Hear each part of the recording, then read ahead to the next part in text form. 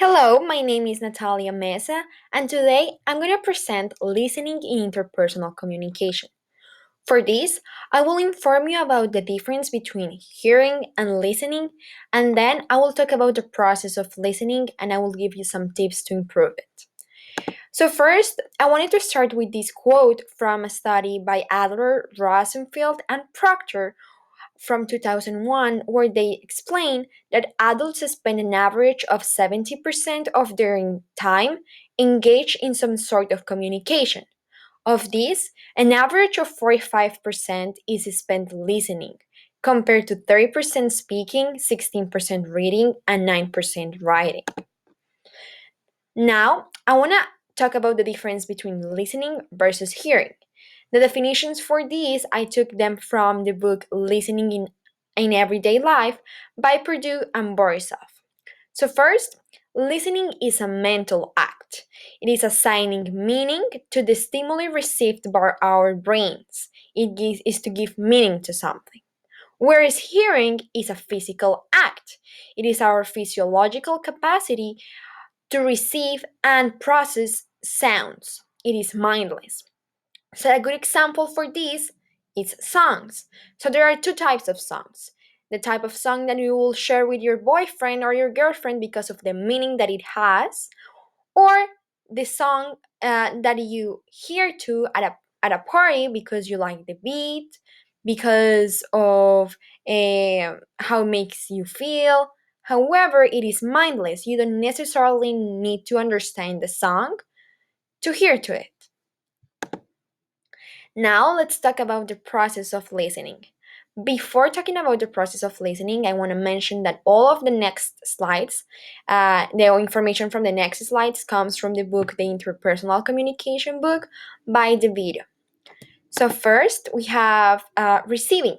Hearing is the first step of listening. You have to hear sound in order to listen to it.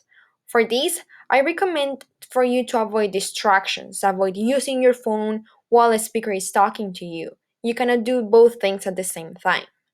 To improve, focus your attention on the verbal and nonverbal messages of the speaker. The second stage is understanding. Learn what your speaker means. For this, you gotta let the speaker tell you how he feels or what he thinks. We are completely different from each other. We feel and think completely different too. So, for you, maybe failing an exam is something normal, but maybe for another person it can be terrible. You will not understand this until you see or understand their feelings from their position. To improve, avoid assumption and understand speaker feelings from their point of view. The third stage is remembering. You cannot simply reproduce in your memory what the speaker said. You will remember what you think they said. So let's say you're having a conversation with your friend and he tells you that he will have a job interview next week.